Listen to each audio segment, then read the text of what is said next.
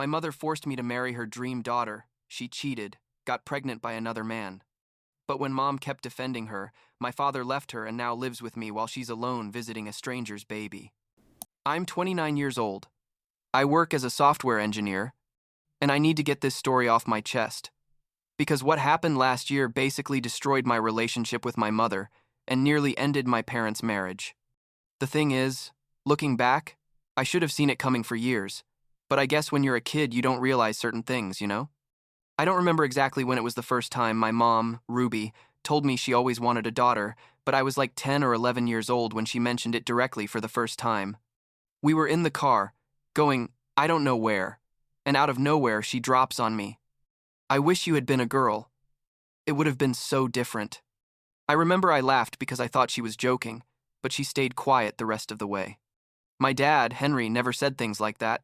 He was always super present and supportive of everything. You know, he'd go to my baseball games, help me with homework, that kind of stuff. I grew up hearing comments like that from my mom every now and then, like, if you were a girl we could go shopping together, or mothers and daughters have a special connection that sons don't understand. At first, it didn't affect me much. I mean, it was weird, but I was a kid and I was busy with my things, school, video games, hanging out with my friends. But as I got older, those comments became more frequent and more obvious. When I was like 15, she started talking about how excited she was that someday I'd get married so she could have a daughter-in-law who would be like the daughter she never had. She literally told me that, like, when you get married, I'm gonna have someone to do all the things I couldn't do with you. At that point, I thought, well, she's a bit obsessed, but I guess all moms are weird in some way, right? My dad would sometimes tell her to stop saying those things, that she was making me feel bad, but she always responded that she was just being honest and that there was nothing wrong with expressing her feelings. Fast forward to when I was 24, I had finished college and was working at my first serious job as a software engineer. I didn't have a girlfriend at that time. I had dated some girls, but nothing serious, and my mom was like obsessed with me finding someone. One day she calls me and tells me, Nicholas, I have someone perfect for you, the daughter of a high school friend of mine. Her name is Angela, and she's beautiful and sweet and goes to church every Sunday. I told her I wasn't interested in blind dates, that I preferred to meet people naturally, but she insisted so much, like she'd call me every day. Send me pictures of Angela that her mom Brenda had sent her, tell me to at least meet her once. So, in the end, I agreed just to get her to stop bothering me. I thought we'd go for coffee and that would be it. End of story. The thing is, Angela was pretty. I can't deny that, and at first she seemed nice. We went to dinner and talked about normal things, work, hobbies, family, that kind of stuff. She worked as an administrative assistant in a small office and lived alone in an apartment her dad paid for. That detail should have alerted me, but whatever. At the end of the date, she told me she'd like to see me again, and I thought, why not? I didn't feel that instant connection they say you feel when you meet the right person, but she seemed nice enough to give another chance. My mom was ecstatic when I told her we'd had a good date. Like she called me the next day like 5 times to ask me all the details. We dated for about a year, and the truth is the relationship was like, meh, you know what I mean? It wasn't terrible, but it wasn't amazing either. Angela was a bit, I don't know how to describe it. Superficial, I guess. She liked talking about clothes, celebrities, Instagram, that kind of thing. But when I tried to have deeper conversations about the future, or our goals, or whatever, she kind of disconnected. But my mom was so excited about our relationship that she basically pressured me constantly to propose. She literally told me, she's the one, Nicholas. Don't let her go. You'll regret it if you lose her. My dad was more cautious. He'd ask me if I was really in love with Angela or if I was just with her to make my mom happy. But I told him yes, that I loved her. Although looking back, I'm not sure if it was true or if I had just convinced myself. When I was 25, I proposed to Angela. Basically because I felt it was what was expected of me after a year of dating, and because my mom practically demanded it. Angela said yes, obviously, and my mom went crazy with excitement, like she immediately started planning the wedding without even asking us what we wanted. She wanted a super elaborate and expensive wedding with like 200 guests, excessive decorations, an elegant venue, the whole show. I wanted something smaller and more intimate, but my mom insisted that you only get married. Once ironic, right? And that we deserved a memorable celebration. My dad paid for most of it because my mom refused to do anything more modest. And Angela and her mom, Brenda, were happy with everything because they basically got the wedding of their dreams without paying for almost anything. We got married when I was 26. The wedding was exactly as my mom wanted, super elegant and full of people we barely knew. During the reception, my mom gave a super emotional speech about how she finally had the daughter she'd always dreamed of, and everyone thought it was sweet. But I sat there thinking, I literally just got married, and she's making this about her and her desire to have a daughter. My dad looked at me, and I could see on his face that he also thought it was weird. But he didn't say anything because he didn't want to ruin the moment. The first months of marriage were normal, I guess. Angela quit her job because she said she wanted to be a housewife and focus on making our house a home. And I was okay with that because I made enough money for both of us. The plan was that she'd take care of the house, cooking, that kind of thing. But the thing is, Angela barely did anything. Like, I'd come home after work and the house was a mess. There was no food prepared. Dirty laundry was piling up. And when I'd ask her what she'd done during the day, she always had excuses, that she was tired, that she'd gone to lunch with friends, that she'd gone shopping, whatever. After like 6 months of this, Angela started going out even more frequently. She told me she had volunteered at church, that she was helping with community events, with youth groups, with I don't know what else. I thought, well, at least she's doing something productive, even though the house is still a disaster. My mom constantly defended her. Like when I mentioned that Angela was never home, my mom would tell me I was too demanding, that volunteer work at church was too important, that I should be proud to have such a dedicated wife helping others. My dad didn't say much, but I could see he wasn't convinced either. This continued for several more months. And the truth is, I was getting more and more frustrated. Not just because the house was always messy and I had to cook and clean myself after working 8 or 9 hours, but because Angela and I basically had no real connection anymore. When we were together at home, she was glued to her phone, laughing at messages, making calls she'd cut short when I entered the room. That kind of suspicious behavior, I probably should have investigated sooner, but I was naive, I guess. One day I decided to go to the church, where Angela said she volunteered. It was a Sunday afternoon, like 2 or 3 o'clock, and I thought I could surprise her and maybe take her to lunch afterward. I got to the church, went in, and there was no one except an older man who was cleaning. I asked him if he knew where Angela was. I gave him her full name, and he looked at me confused and told me he didn't know anyone by that name. I explained that my wife volunteered there, that she helped with events and youth groups, and he laughed and told me, "Young man, we don't have volunteers here. We're a very small congregation and we all know each other." I felt like I'd been punched in the stomach. I literally felt like I couldn't breathe properly. I left the church walking like a zombie to my car and sat there for like 20 minutes trying to process what I'd just discovered. If Angela wasn't at church, where was she? What had she been doing all these months? The pieces started falling into place. You know, the secret calls, the constant messages, the fact that she was always in a good mood when she came home after her supposed volunteer sessions. I decided I needed to know the truth. So for the next 2 weeks, I basically became a detective. I started leaving work early without telling Angela, like at 1 or 2 in the afternoon instead of 6. I'd follow her when she left the house. Yes, I know it sounds terrible, but I needed to know. The first time I followed her, she drove to a neighborhood like 30 minutes from our house, parked in front of a small house, and stayed in the car for a few minutes. Then a guy came out, like our age or maybe a bit older, and approached the car. I watched them talk for a moment, and then they kissed, like a long, passionate kiss that made me feel physically sick. After that, they both went into the house. I stayed parked on the street like a block away for hours, literally until Angela came out like at 5 in the afternoon, fixed her hair and clothes in the car, and then drove back to our house. I did this like 5 more times over the next 2 weeks, and every time it was the same. Angela would go to that house, meet that guy, they'd go in together, and come out hours later. I also took photos and videos as evidence because I knew I was going to need them. I did some research and found out the house belonged to a guy named Zachary. And when I looked at his Facebook profile, which wasn't private, the idiot, I saw photos of him and Angela from when they were in high school. They were boyfriend and girlfriend back then. That was obvious from the comments and photos. And basically, Angela had been having an affair with her high school ex-boyfriend for months, maybe our entire marriage. Who knows? When I finally had enough evidence, I decided to confront her. It was a Friday night.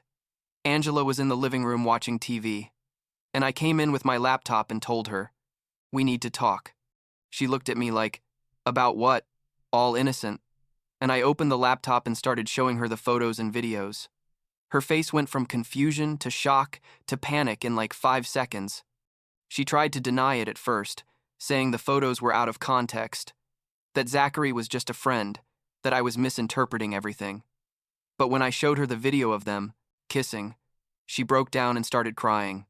She told me she was sorry, that she didn't know what happened to her, that Zachary had contacted her on Facebook like a year ago, and they started talking, and one thing led to another.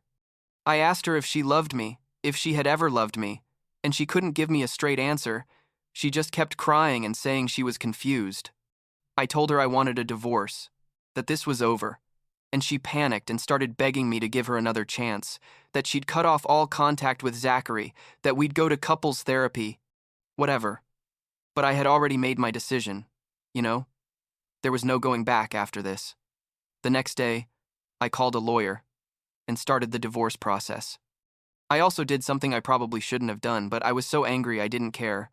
I created a group chat with my parents, Angela's parents, Brenda and her husband, and sent all the photos and videos with a message explaining that Angela had been cheating on me for months and that we were getting divorced. The reactions were varied, let's say. My dad immediately called me and told me he was so sorry, that he supported me completely, that I should do whatever I needed to do. Angela's parents also called. Brenda was crying and saying she couldn't believe it, that Angela would never do something like that, but her husband sounded more resigned, like he wasn't that surprised. But my mom's reaction was the one that destroyed me. She called me like an hour after I sent the message, and instead of comforting me or telling me she was sorry for what was happening, she basically attacked me.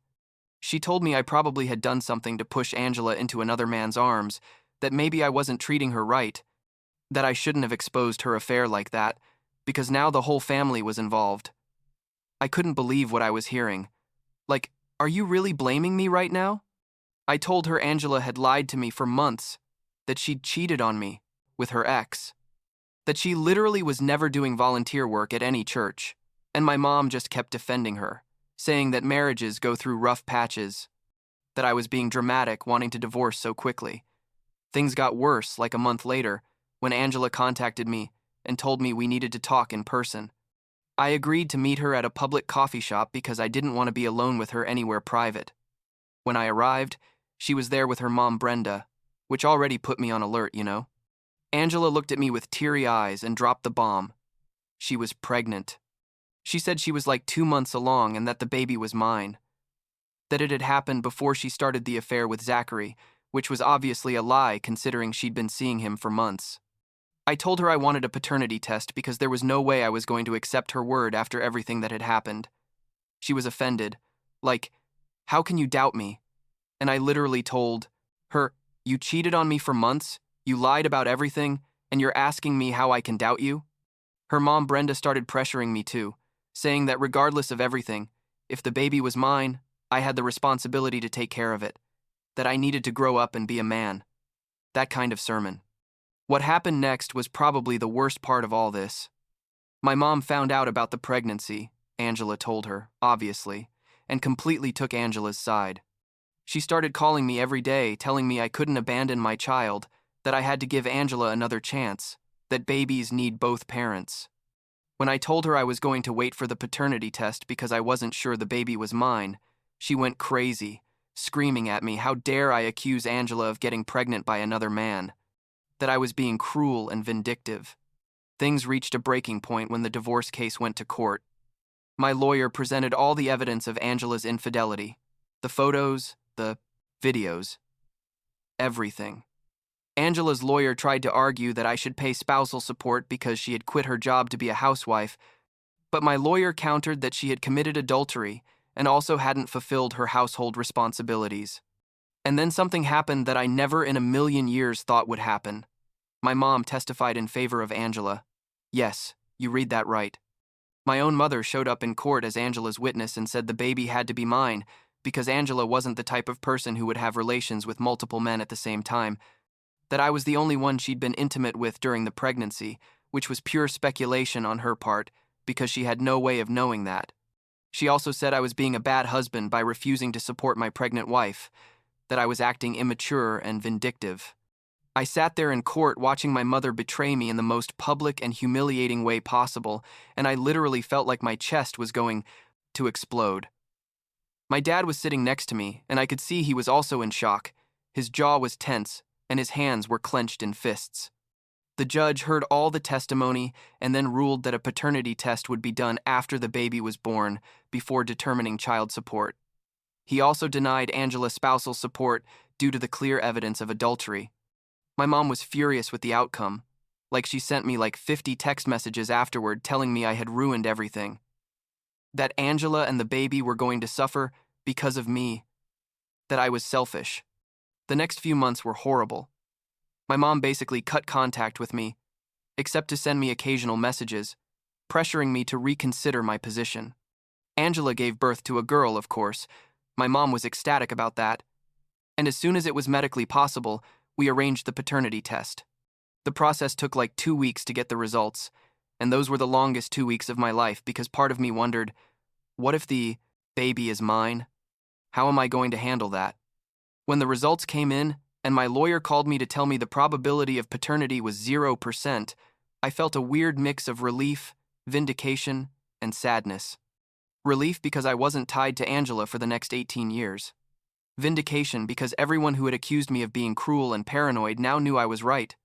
And sadness because this whole mess confirmed that my marriage had been a complete lie for who knows how long. Angela contacted me after receiving the results, crying, begging me to accept the baby anyway, saying we could be a family, that the past was the past. I told her absolutely not, that she had made her choices and now had to live with the consequences. I also asked her if Zachary, the biological father, was going to take responsibility, and she admitted he had refused to marry her or acknowledge the baby, that he basically told her it was her problem. After all, this became public with the paternity test. Results. I decided to do something that was maybe petty, but I needed to do it. I made a long Facebook post explaining the whole situation: Angela's affair, the pregnancy, the paternity test that proved the baby wasn't mine, and most importantly, the fact that my own mother had testified against me in court defending my unfaithful ex-wife. I didn't use vulgar language or attack anyone personally. I just laid out the facts as they had happened. The post went viral among my extended family and acquaintances, and the reactions were overwhelmingly supportive of me. My mom was publicly exposed as the woman who had betrayed her own son to support an unfaithful daughter-in-law, and she couldn't handle it. She sent me furious messages telling me I had ruined her reputation, that the whole family now hated her, that I was vindictive and cruel.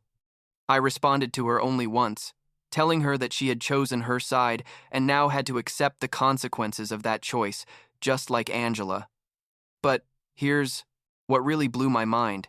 Even after all this, even after it was proven the baby wasn't mine and that Angela had been lying about everything, my mom kept supporting Angela. She started visiting Angela and the baby regularly, giving her money, buying things for the baby, basically acting like she was really her grandmother. She told people the baby was her granddaughter of the heart, that blood didn't matter, that Angela needed support because she was a single mother struggling alone. My dad finally reached his limit like 6 months after the baby was born. He called me one day and told me he was tired of my mom's obsession with Angela and the baby, that it felt like his wife had completely lost her sanity, that he couldn't continue in a marriage where his wife prioritized a stranger over their own son. He told me he was going to separate from my mom and that he would eventually proceed with divorce. My dad now lives with me. We share a bigger apartment we got like 3 months ago. I work together to cook and clean, and it's strangely therapeutic. After everything I went through with Angela, my mom still lives in the family home, alone, and from what I understand, she still visits Angela regularly and keeps calling herself the baby's grandmother. My dad officially filed for divorce a month ago, and although my mom is devastated, he says there's no going back, that the woman he married 30-something years ago no longer exists. The divorce with Angela was finalized like 8 months ago. I don't have to pay child support, obviously, and I have no contact with her.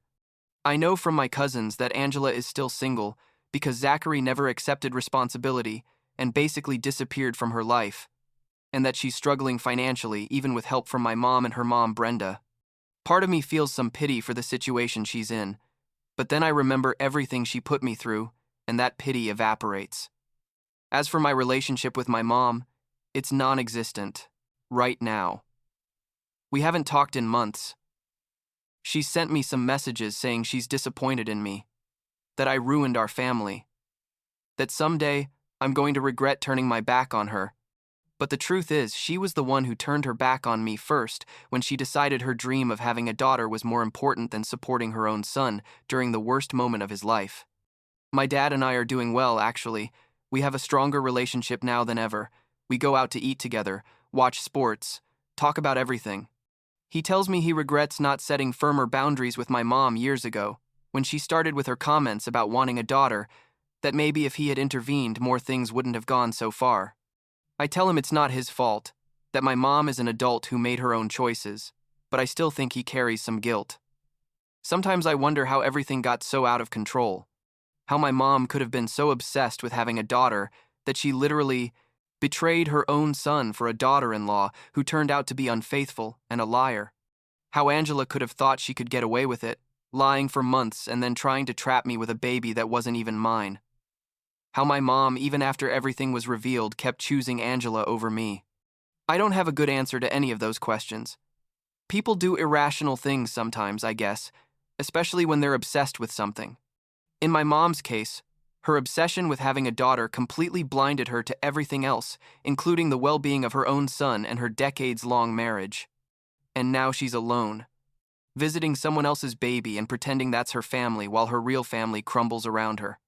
The last time I heard anything about my mom was like a month ago, when my cousin told me she had seen my mom at the supermarket with Angela and the baby, buying them food and diapers and acting all maternal with the girl. My cousin asked me if I was okay with that, and I told her the truth, that I don't care anymore what my mom does with her life, that she made her choice and I made mine, and that I'm at peace with that. And the truth is, I am at peace, or at least I'm trying to be. Some days are harder than others, especially when I think about how my family used to be before all this mess, but I'm moving forward. My dad asked me the other day if I would ever forgive my mom if she apologized and cut contact with Angela. I told him I honestly don't know, that it would have to be a very sincere apology, and she would have to admit she was completely wrong about everything, not just give a superficial apology to make peace. But deep down, I don't think that's going to happen because my mom is too stubborn and too convinced that what she's doing is right. In her twisted mind, she's being a good person by supporting a single mother in need, and she'll probably never see that what she's really doing is prioritizing a stranger over her own family. So here we are. I'm 29 years old, living with my dad who's in the process of divorcing my mom, and I'm rebuilding my life after a failed marriage to an unfaithful woman who tried to trap me with another man's baby. It's not exactly where I thought I'd be at this age, but it could be worse, I guess. At least I have my dad. I have my job. I have my health.